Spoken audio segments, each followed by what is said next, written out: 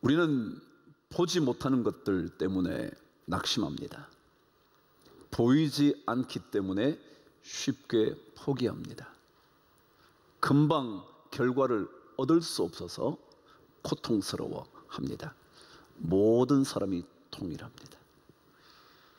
눈에 보인다면 힘껏 내 인생 살아갈 법한데 눈에 보이지 않아서, 그 결과가 금방 나타나지 않아서 모든 수고가 헛된 것 같아서 우리는 금세 낙심하며 절망합니다. 그러나 만일 보이지 않는 것을 바라보고 사는 것이 우리 믿음의 사람의 삶이라면 우리는 참음으로, 인내함으로 기다리며 살아가야 합니다. 조금 더 기다려주는 겁니다. 늘 말씀드리지만 자녀 양육의 최고의 비결은 기다려주는 것입니다. 조금만 더 기다려주면 자녀는 변화의 기회를 맞이하게 됩니다. 조금만 더 참아주면 그 자녀의 삶은 달라질 수 있습니다. 근데 우리 부모들은 너무 쉽게 흥분하고 너무 쉽게 포기하고 너무 쉽게 자녀들을 질책합니다. 눈에 보이는 것이 없어서, 당장 눈앞에 나타나는 것이 없어서 기다려줄 줄 모릅니다. 그러나 기다리면은 소망이라는 큰 은혜가 필요합니다. 만일 그렇지 못하면 기다릴 수 없습니다. 누군가의 말처럼 아인슈타인이요, 학습 부진아였다잖아요. 학교에서 제대로 따라가지 못하는 학생이었다잖아요. 근데 부모가요, 그 자녀에게 계속 책을 읽혀줬고 좋은 책들을 함께 읽어갔고 그 자녀를 기다려줬더니 아시는 것처럼 그렇게 탁월한 과학자가 됐다 하지 않나요? 근데 우리는 눈앞에 나타나는 그 무엇을 너무 사모하고 살기 때문에, 당장 보이지 않는 것 때문에 너무 빨리 우리의 인생을 접어버리려고 한다는 사실이죠. 여러분, 혹시 미술사의 후기 인상파 화가들을 얘기하면 떠오르는 인물이 있나요? 후기 인상파. 이게 인상파라는 건 뭐냐면요, 옛날에는 그림을 이렇게 보면 그림을, 그 사물을 보고 그려낸 거예요. 근데 인상파들은요, 인상주의 그 화가들은요, 그림 무언가를 보고 난 다음에 그것에 느껴지는 그 무엇, 자기에게 주어진 인상을 그려냈어요. 색깔은 예를 들어 노란색이었는데 자기에게 어떻게 느껴졌냐면 굉장히 붉게 다가오는 노란색이었다면 그렇게 칠하는 거예요. 그게 인상주의예요. 어쨌거나 후기 인상주의 화가들의 가장 대표적인 인물이 누구냐 하면 반 고호라는 화가입니다. 들어보니까 맞아, 미술 시간에 배웠지, 고호. 그 후기 인상주의 화가들이 또 다르게 찾아본다면 볼 세잔, 볼 고갱, 앙리 로트렉, 이런 사람들이에요. 근데 그 중에서 가장 유명한 사람이 누구냐면 반 고호라는 사람입니다. 그런데 여러분, 고호라는 화가는 살아생전 그의 작품 딱 하나만 팔린 사람입니다. 그것도 친구의 누나가 고호의 그림을 보고, 야, 그거 괜찮다, 나 하나 살게, 그래서 산 것이지 진짜 화랑의 전시회에 걸렸다가 작품이 판매된 것이 아니었습니다. 어쩌다가 그냥 하나 팔리게 된 그것으로 그의 화가의 인생이 끝난 인물이었습니다. 그는 9년 정도의 화가의 인생을 걸었는데 그 9년 동안 3,000여 점의 작품을 만들어낸 대단한 작가였습니다. 그런데 아무도 알아주지 않는 겁니다. 오죽했으면 그림을 그릴 수 있는 물감이 부족해서 동생 테오라는 동생에게 요청까지 했을까요? 그래서 그는 점점 더, 그가 꼭 이 작품을 팔아야겠다고 화가 생활을 한 것은 아니지만 돈이 오지 않자 점점 더 궁핍해진 그가 고통스러워하면서 화가 생활을 이어가다 마침내 1890년 7월 그는 자신의 삶의 종지부를 찍습니다. 아시는 것처럼 총을 쏘아 그의 인생을 끝마친 겁니다. 그런데 그 고흐의 인생을 서술했던 한 사람의 글에는 이렇게 적혀져 있었습니다. 1890년 그 밀밭에서 자신의 복부에 방아쇠를 당겼을 때 그는 그가 떠나려고 했던 세상이 이제 막 그를 화가로서 사랑하기 시작했다는 것을 그는 전혀 알지 못했다. 그게 참으로 아쉬운 일이다. 그렇게 적었어요. 다시 한 번요. 자기가 도저히 더 이상 그릴 수도 없고 아무도 나를 안 알아주어서 나 그냥 인생 끝내지 라고 총을 쏘아 방아쇠를 당겨 자기 인생을 마쳤는데, 그 마칠 때 그때 막 화단에서 그림 그리는 그 모든 단체에서 그를 알아주고 사랑하기 시작했다는 겁니다. 근데 그건 모르고 죽어버렸대. 그는 1889년 화랑의 작품을 내놓았는데 그게 곧 전시회에 걸릴 거라고 발표되기 전에 그가 생명을 끊은 겁니다. 그럼 어때요? 우리는 조금만 더 기다리면 되는데 그건 못 기다려서 내 삶의 마지막을 맞이하려고 하는 것은 아닌가요? 아니, 우리 자녀 조금만 더 기다려주면 지금 눈앞에는 보이지 않지만 보이는 어떤 것이 있을 수 있는데 그거 우리가 보지 못한 채 미리 접어버리고 삶의 방아쇠를 당겨버리려고 하는 것은 아닐까? 너무 아쉬운 일이죠. 여러분, 보이지 않는다고 끝은 아니에요. 보이지 않는다고 모든 것이 절망인 것은 아니에요. 보이지 않는다고 인생을 마감해도 좋다는 신호는 절대 아니에요. 우리 모든 그리스도인들은 사실은 보이지 않는 것을 보려고 하는 사람이에요. 보이지 않는 것을 믿고 사는 사람이에요. 믿음이라는 게 그런 거거든요. 보이진 않지만 보이지 않는 것이 있는 줄 알고 우리는 걸어가는 사람들이거든요. 그래서 조금 더 참을 수 있죠. 조금 더 기다릴 수 있죠. 조금 더 인내하면서 하나님의 길을 떠나지 않을 수 있죠. 언제인가 하나님의 역사가 나타날 거니까 말이죠. 근데 문제는 그런 과정을 지나는 동안 우리 인생의 탄식이 너무 크다는 데 있어요. 너무 힘들다는 거죠. 도저히 견딜 수가 없다는 거예요. 마치 모든 피조물들이 탄식하는 것처럼 그리스도인인 우리도 탄식하는 거예요. 어찌할 줄을 몰라서. 보이지 않는 것을 쫓아가느라고 어떤 누구보다 더 고통스러웠어요. 조금이라도 보인다면 달려갈 힘을 얻겠는데 보이지 않아서, 그래서 포기하고 싶은 그 탄식의 시간이 너무 크다는 거예요. 그래서 어찌할 수 없는 지경에 꼼짝달싹 못하는 그 순간, 그게 너무 크다는 거예요.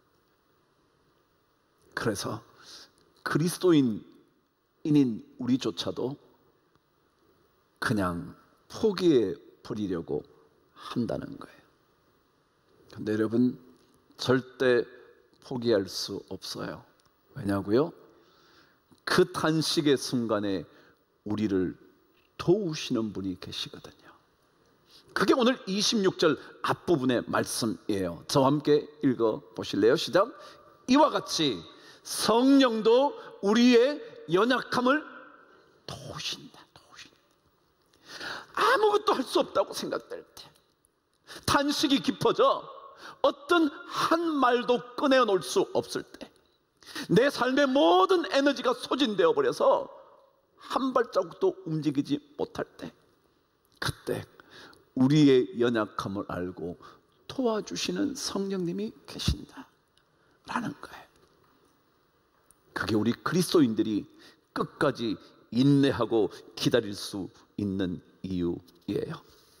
우리는 어찌할 수 없을 때가 있어요. 탄식이 너무너무 깊어져 말 한마디 내뱉기조차 힘들 때가 있어요. 누군가처럼 방아쇠를 당겨버리고 싶을 때가 있어요. 그러나 우리는 그 방아쇠 당겨서는 안 돼요. 여러분이 아시는 것처럼 저에게는 길고 긴 고통의 시간이 있었잖아요. 여러분에게도 있었지만 그 기간 동안 제가 견딜 수 있었던 유일한 길, 제가 지난번에 말씀드렸잖아요. 우리는 죽을 수 없다고. 왜냐하면 하나님 그분이 계시기 때문에 그렇다고. 그래서 우리는 탄식이 있을수록, 탄식의 시간이 깊어질수록 오히려 이 도우시는 성령님을 향하여 우리의 눈을 돌려야 되는 거예요. 우리 이 찬송 불러보시지 않았나요? 살아계신 성령님, 나를 붙들어 주옵소서. 살아계신 성령님, 나를 살펴주옵소서. 나를 새롭게 하시고 성령으로 도와주옵소서. 우리 이 찬송을 탄식 중에서 우리는 불러야 합니다. 왜냐하면 성령은 우리의 연약함을 도우시기 위하여 우리에게 계시는 분이기 때문에 그렇습니다. 오늘 이 찬송 우리 함께 부르시고요, 계속 말씀을 한번 이어가 보시죠.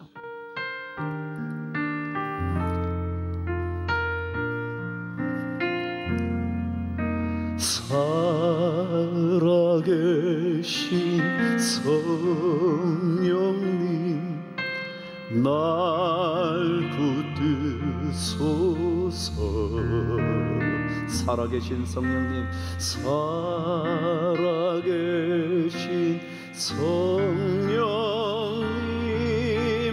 날 살피소서. 채우소, 나의 비어있는 그 삶의 공간을 채우소서.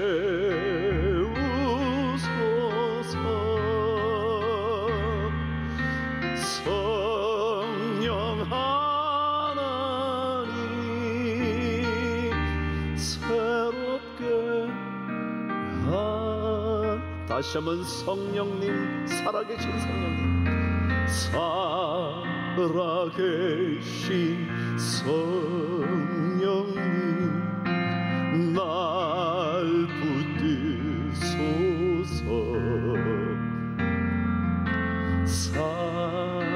살아계신 성령님,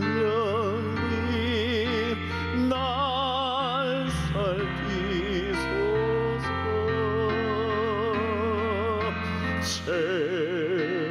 채우소, 늘 새로움으로, 늘 새로움으로. 성령 하나님, 새롭게 하소. 성령 하나님, 성령 하나님, 새롭게 하소서. 진짜 그렇습니다. 제가 어려움 가운데 지날 수 있었던 한 이유를 설명하라면, 저는 성령님 그분이 저의 미래를 다스리고 계신다는 믿음 때문이었어요. 그 지나간 얘기를 또 하는 이유는, 저는 성령 하나님이 아니었으면 저는 고호보다 훨씬 더 빠르게 생명을 마감했을 거예요. 그런데요, 성령님이 계세요. 제가 그랬잖아요. 우리 아들 보고 이래서 사람이 스스로 목숨을 끊나 봐. 그런데 우리는 그럴 수 없어. 하나님이 살아계시잖아. 그럼 성령 하나님이요, 우리의 연약함을 도우시는 거예요. 성령이라는 단어, 헬라 파라클레이타스라는 단어는요, 원래 이런 뜻이에요. 옆에 있도록 부름을 받은 사람, 옆에 있도록, 옆에 오도록 부름받아 그 곁에서 도와주고 위로해주는 사람. 그래서 영어 번역은 두 가지 단어로 써요. 하나는 comforter, 위로하는 사람, 혹은 helper, 도와주는 사람. 옆에서 도와주는 거예요. 멀리 있는데 어떻게 도와주겠어요? 멀리서 어떻게 위로하겠어요? 곁에서 함께 울어주고 함께 탄식하고 함께 눈물을 쏟아줄 때 그게 위로와 도움이 되지 않겠어요? 그게 성령님이에요. 사람들이 여러분의 곁에 있나요? 전 경험했거든요. 사람은 옆에 없어요, 여러분. 뜨겁게 사랑한다는 말은요, 물거품에 지날 때가 참 많다고요. 평생 당신 곁에 있겠다고 말한 것은요, 말장난에 불과할 수 있어요. 성령님은 아니에요. 오늘 성경 말해요. 말할 수 없는 탄식으로 나와 함께 탄식하고 계시는 거예요. 내 아픔을 아시고요, 내 연약함을 아시고요, 내 눈물을 아시고요, 나의 아픔 속에 주님은 함께 아파하시고요. 아무리 힘들어도 우리는 포기할 수 없는 이유는 성령 하나님이 우리를 도우시기 때문에 그래요. 나를 도우시기 위하여 내 곁에 찾아오시기 때문에 그래요. 함께 우시면서, 함께 탄식하시면서, 함께 고통을 받으시면서 내 곁에서 친히 간구해 주시는 분이에요. 그분은 탄식만 하고 계시지 않아요. 그분은 울고만 계시지 않아요. 그분은 나와 함께 눈물을 흘려주시기만 하는 것은 아니에요. 그분은 우리보다 훨씬 더 탁월한 지혜를 가지고 우리가 보지 못하는 것을 이미 보시고 우리를 위하여 기도해 주시는 분이에요. 그분은 다 알고 계시지만 아픔을 함께 나누면서 우리를 위하여 기도하시는 거예요. 우리는 어디로 가야 할지 사실은 알지 못합니다. 그래서 그 어디로 가야 할지를 몰라서 보이지 않는 그것 때문에 우리의 인생이 너무나 고통스럽다고 생각돼요. 내 인생의 방아쇠를 자꾸만 당기고 싶은 충동에 빠져요. 어찌해야 할지 모르는 탄식에 사로잡히면 우리 자신을 걷잡을 수가 없어요. 아무도 내 인생을 도와주는 사람 없을 것 같거든요. 그런데 여러분, 아니에요. 성령님이 우리의 연약함을 도우시고 계세요. 아무도 여러분에게 다가오지 않는다 할지라도 그분은 옆에 오셔서 우리를 도우시도록 부름받은 존재 성령님이 계세요. 그렇기 때문에 고난 중에서도 탄식 중에서도 결코 우리는 소망을 잃어서는 안 되죠. 소망을 잃어버릴 수 없어요.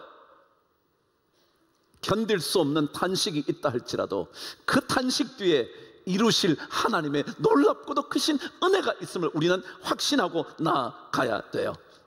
그래서 더 뜨겁게 성령님의 이름을 불러야 돼요. 주의 이름을 불러야 돼요. 주의 이름을 부르는 자는 모든 사람에게 구원을 주시는 성령님을 만나야 돼요.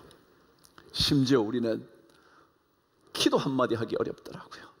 저 그런 경험했거든요. 기도가 안 되는 거예요. 기도가 안 되는 거예요. 너무 힘들었어요. 그런데 우리가 마땅히 기도할 바를 알지 못하나 성령이 말할 수 없는 탄식으로 우리를 위하여 친히 간구하시느니라.